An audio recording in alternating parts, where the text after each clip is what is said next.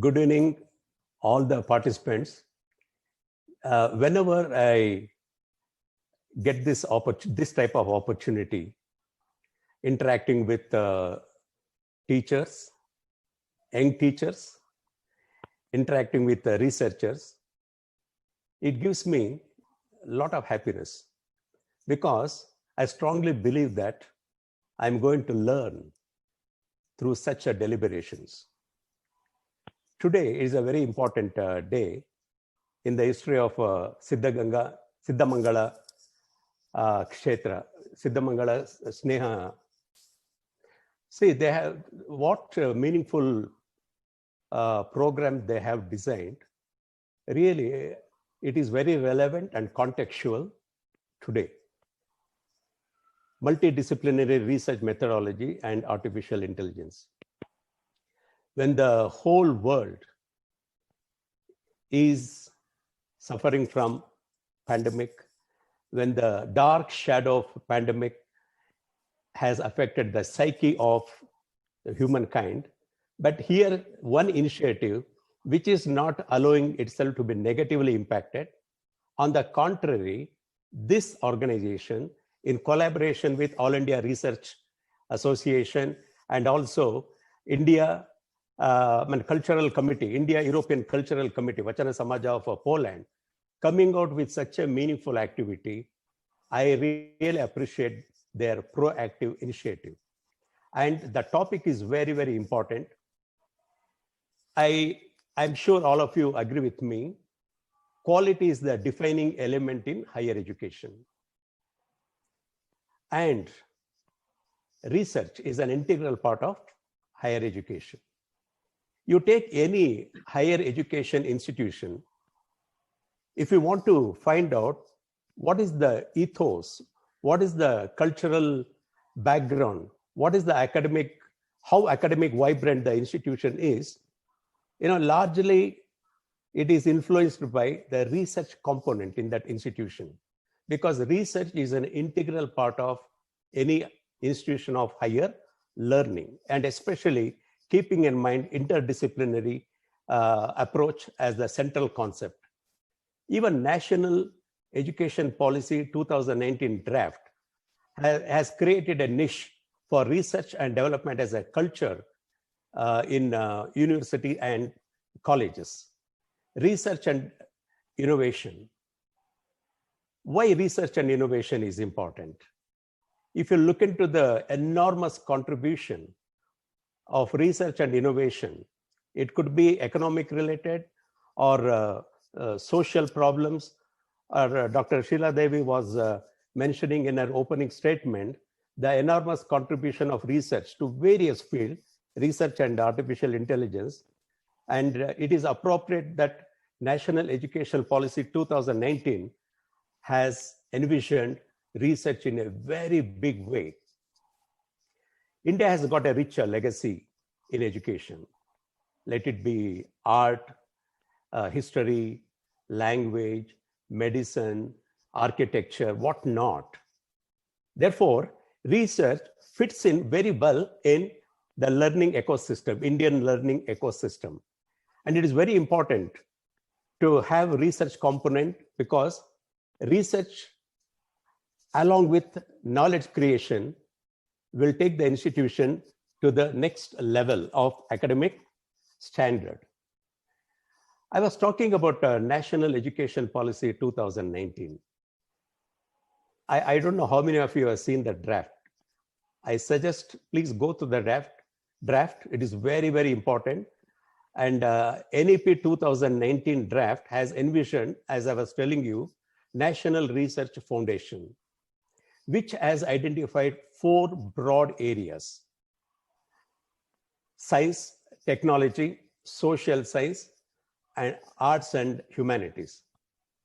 It goes one step ahead and it says there should be cohesive approach between all these 4 areas. And research capacity building is very, very important according to National Research Foundation. And what it says, there should be linkage, meaningful linkage between universities with their global counterparts. a university in India can have research linkage with university abroad, there is a lot of exchange. There is a lot of sharing of ideas. And mentoring system, mentoring mechanism also is very, very important, wherein the colleges and universities should involve their researchers in such a way that the mentors who are working in premier research institution can be invited, and there could be some kind of interface. This is a very, very important aspect. And NRF, National Research Foundation of NEP, 2018 draft, also has emphasized on rigorous peer review. This is also another dimension. Friends, today we are operating ourselves in a VUCA world. What is that VUCA world? VUCA world. VUCA. V stands for volatility. U stands for uncertainty. C stands for complexity. And A stands for ambiguity. My God, you don't know what problem may face you the next moment. So much dynamism is there, and we have to encounter problem on a constant basis. And some of the problems are so severe, unexpected, complex. It takes a different approach. It takes a different way of thinking. Therefore, here, coming out with problem solving approach is very important in life. And especially when we are operating in VUCA world, very, very volatile, uncertain, complex, and ambiguity related world. Today, we are speaking about Industry 4.0. In other words, fourth industrial revolution, where the underpinnings are artificial intelligence, Internet of Things, robotics, and big data. This has made organizations to reconfigure themselves. This has made us to recalibrate ourselves in tune with the changing times, in tune with the need of the hour. It is very important for us to realign ourselves with the changing learning ecosystem. Sheila Madam was telling about artificial intelligence, how it is going to impact the future. Artificial intelligence is the main driver of emerging technologies like, as I told you, big data, robotics, and Internet of Things. And technological innovation is enabled in a big way through artificial intelligence. And today, if you look into the patents that are registered under IPR, most of them are artificial intelligence related patents. The use of artificial intelligence in many sectors could be transportation, manufacturing, healthcare, education, media, and customer care. The spectrum is so wide. Artificial intelligence is becoming all pervasive because of its usefulness, and emergence of new challenges makes artificial intelligence a very, very popular approach. And what is the advantages of artificial intelligence? Because the large data can be processed fast, to tell in a very simple language. And not just that. Today, we depend more on future projections, prediction, predictive analysis. The degree of accuracy is very important. And use of artificial intelligence assures us very high degree of accuracy when we go for predictive analysis. Friends, I would like to tell here, I was talking about new challenges. We don't know what type of challenges strike us. 2009, there was a global financial crisis. I don't know how many of you recall, because we talk of research and innovation. What happened that time? Financial products were innovated, financial products, very hybrid financial products. And one comment is, because of this hybrid financial product, this subprime crisis happened. Maybe true partially, because, but very surprisingly, strangely, India, it reacted differently to global financial crisis. the researchers in India analyzed that India believes in spending what you have. We all believe in spending what we have because our elders have taught us what is known as savings. We save, we have money on hand and spend. But in US, what happened? They spent what they didn't have. And that was the main problem, but that was the main reason for global financial crisis, subprime crisis. Why I took this? Because what crisis may strike us next moment, we don't know. For example, we are all getting bogged down by COVID-19, a huge pandemic which has affected mankind. But the research aspect, if you look into the research aspect, it is very, very heartening, very, very encouraging to know that universities and professional bodies are coming out with breakthrough research, coming out with a vaccine. It is very, very promising, including Harvard University.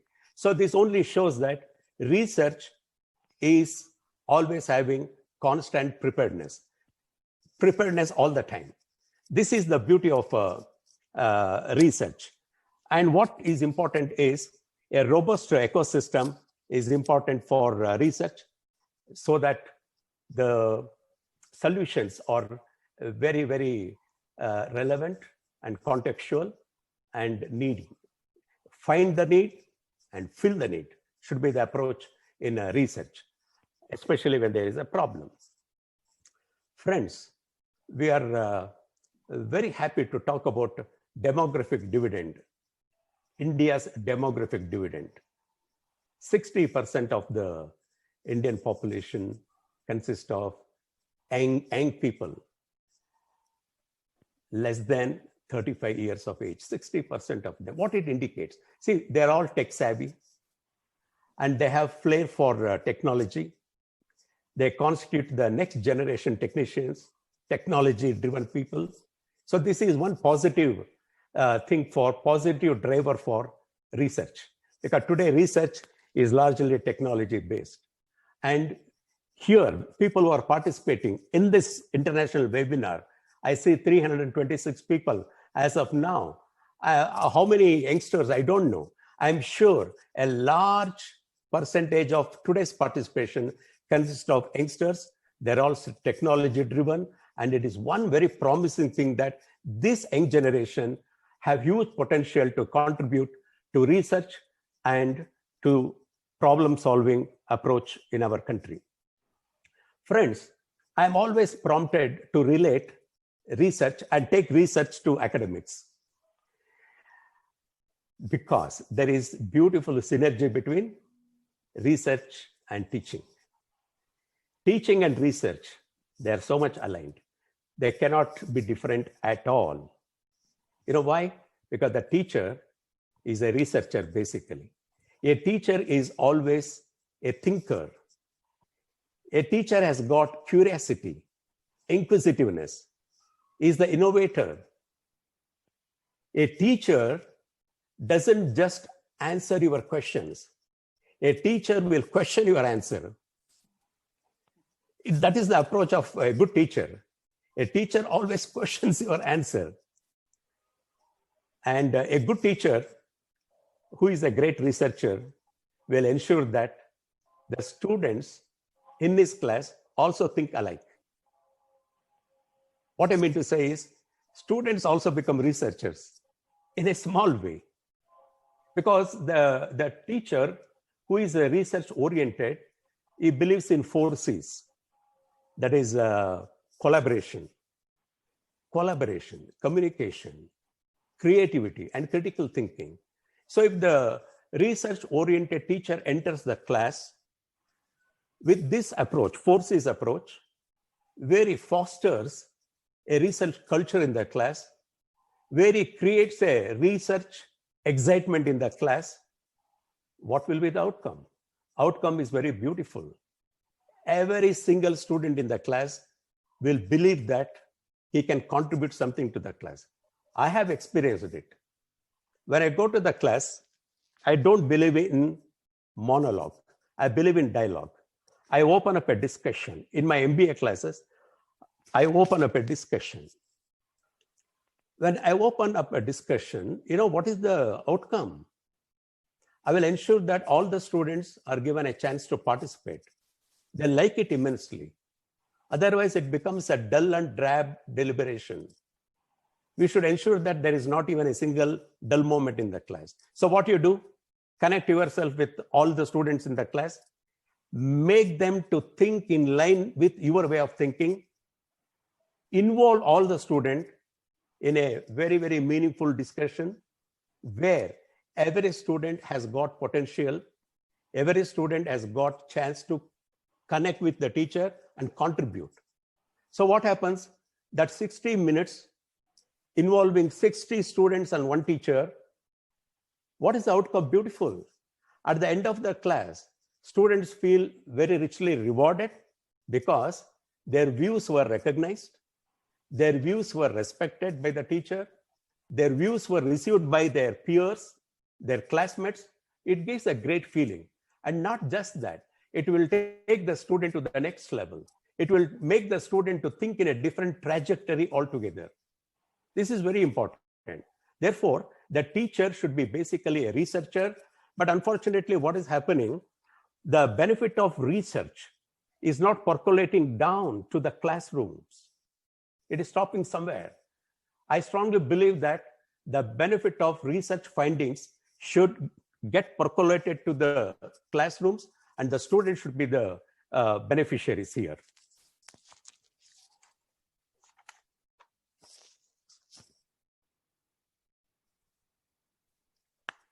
There is another, I always tell my colleagues, especially, when I interact with them, going beyond the curriculum. We are all bogged down by syllabus syndrome.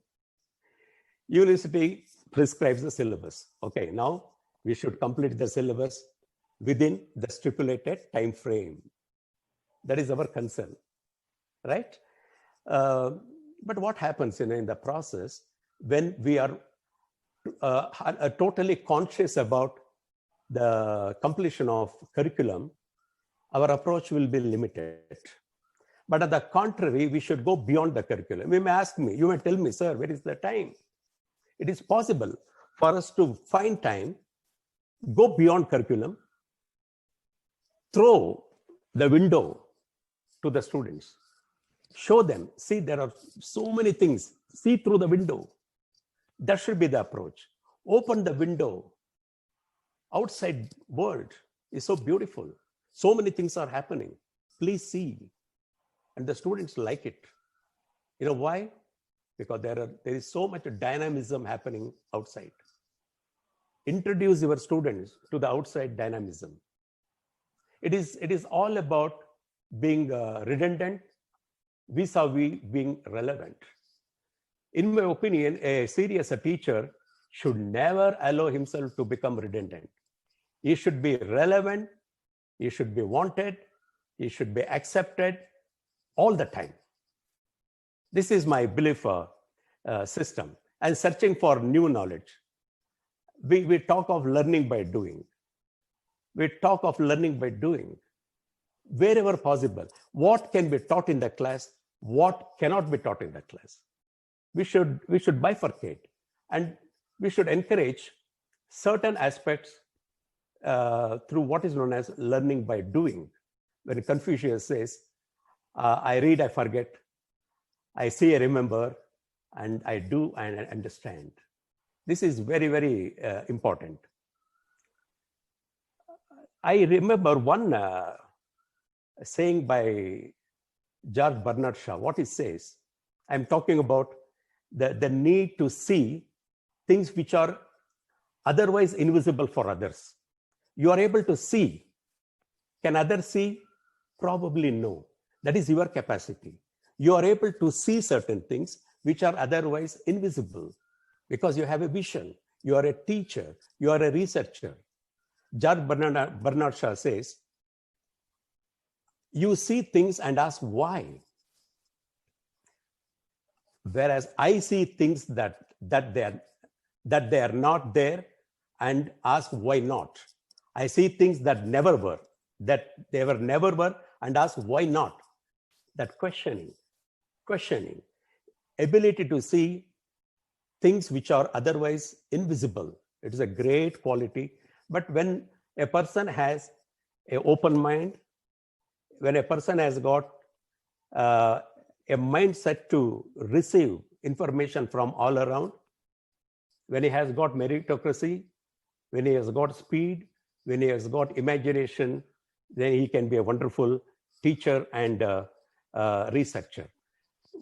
No, some faculty ask me, some of my colleagues, sir, what is the correct stage in one career to commence research?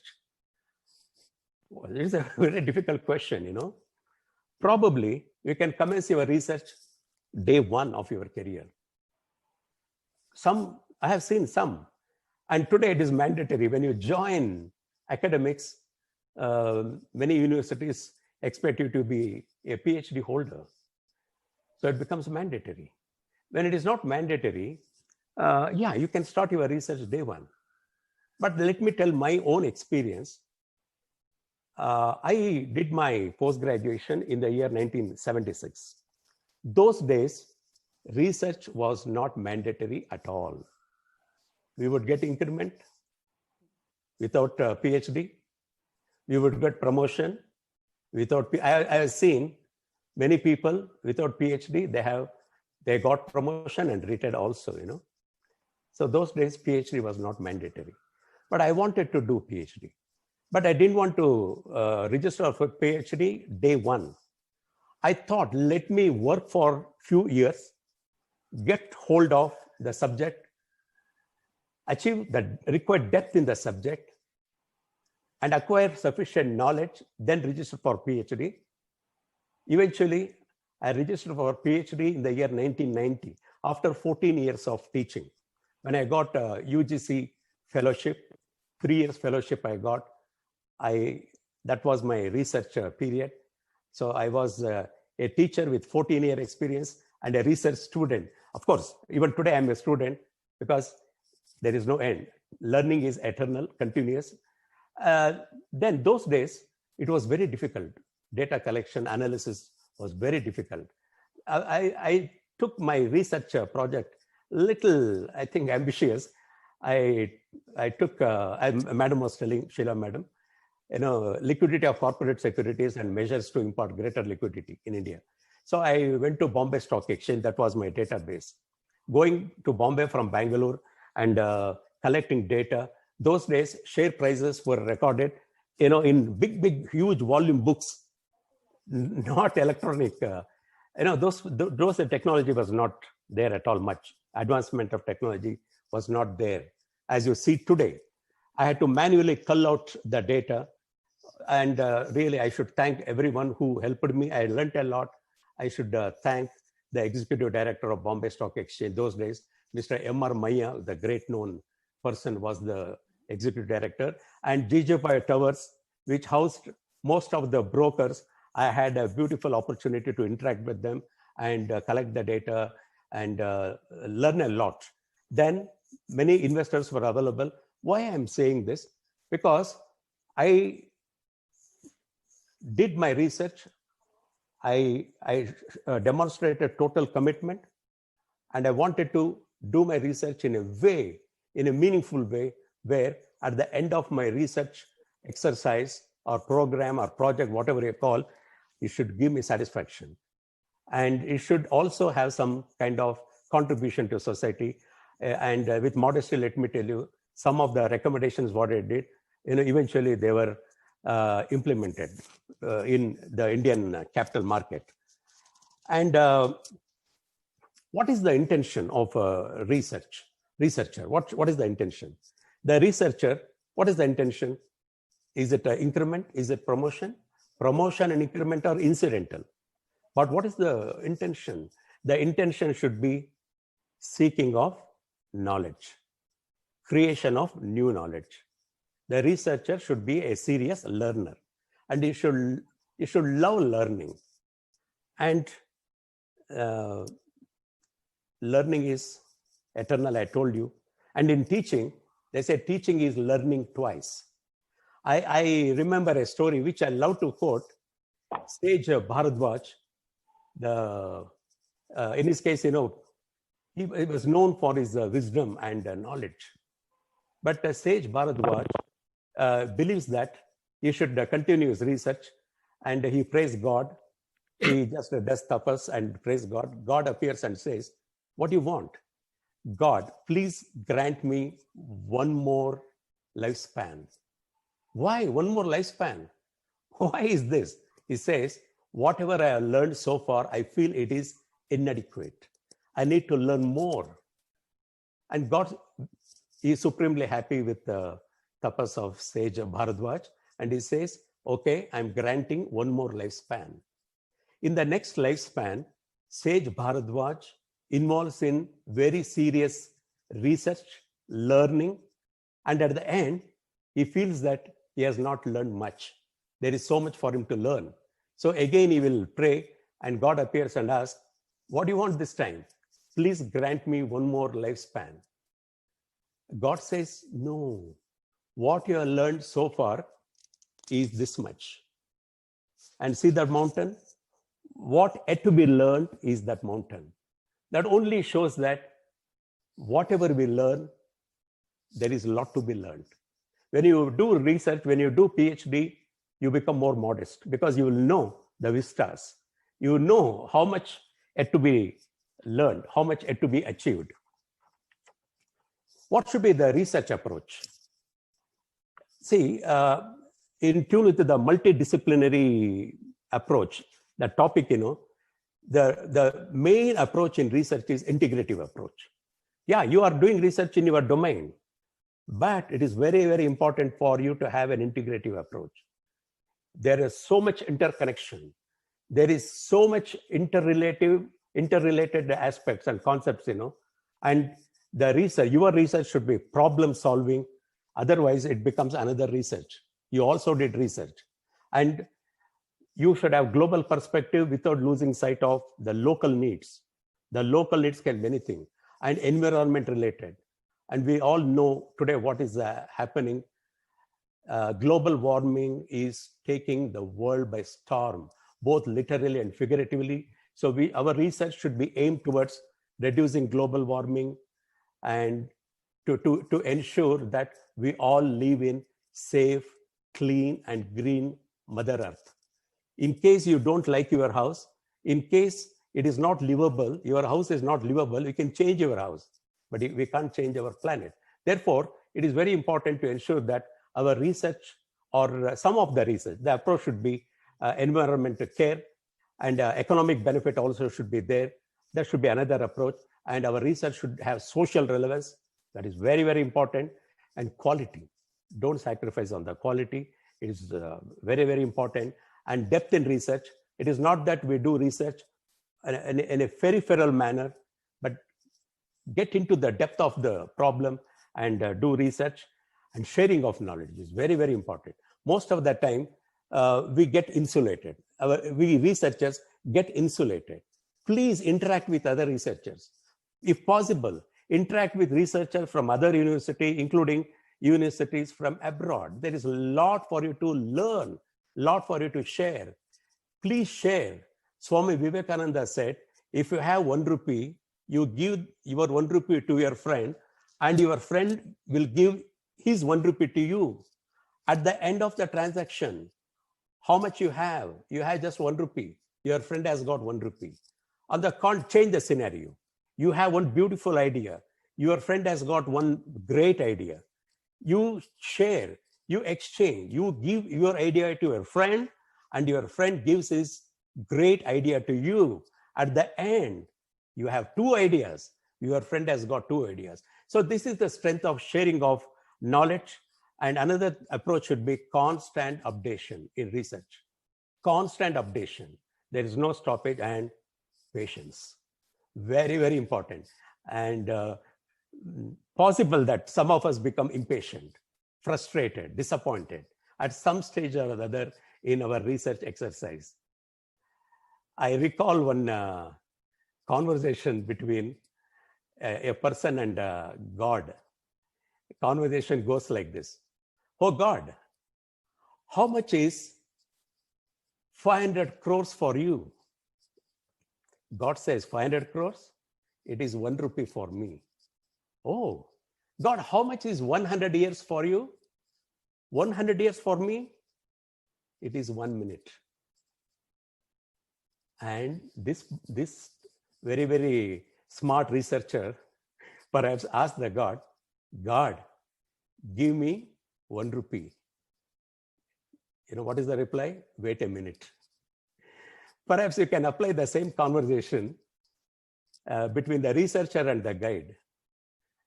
The researcher should not go for immediate gratification. He has to put in his best foot forward. He has to show his work, and he has to prove his approach, and the result is definitely will be there. And I was telling you about research culture in universities and colleges. Research culture, the culture of the institution largely depends on the research culture. If the institution is to be academically vibrant, what is happening inside apart from teaching? FDPs are there, definitely FDPs are there. There should be strong institute-industry interface. That is very important. And some of us should take up consultation. There are a lot of projects available. We can take up consultation, government projects, other project from the industry. Once you involve yourself in consultation, and of course that requires support from the top, please ensure that consultation is encouraged, promoted in universities and colleges, and that also contributes to research culture and academic staff college in every university. And one dedicated research wing is very, very important. There, only research, and anybody wanting to do research, they can go there and interact with people who are heading the research wing. And research wing should promote the culture of research culture. There are certain challenges today. There is a lack of research culture in India. Why I am saying this? You know, you will be surprised if I tell you, for 1 lakh people, you know how many researchers? Just 15, 1-5. 15 is the numerator and 1 lakh is the denominator. 15, only 15 out of 1 lakh researchers. What happens? What happens, you know? India will lag behind in patent and publication and research paper because of this. So we have to ensure that the numerator, which is 15, should become more.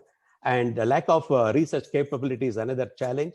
Inadequate funding towards research and development, and which is less than 1% of GDP, 0.69%.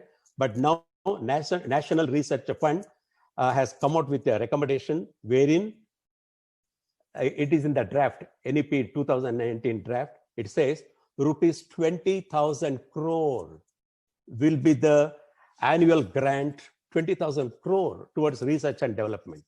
So it looks very promising, friends. It looks very promising. And I don't want to take more time because it is only inaugural, because I have to set the tone. I am eager to hear other great speakers are there. I'm sure after the deliberation of today's international webinar, each one of us will have a meaningful takeaway. I wish all the participants all the very best. I compliment the organizers for this wonderful initiative. And I also compliment our academic friends from abroad for their wonderful collaborative effort, and also All India Research Association for their meaningful activity. I personally thank Dr. Shrila Devi Malimat. Thank you very much.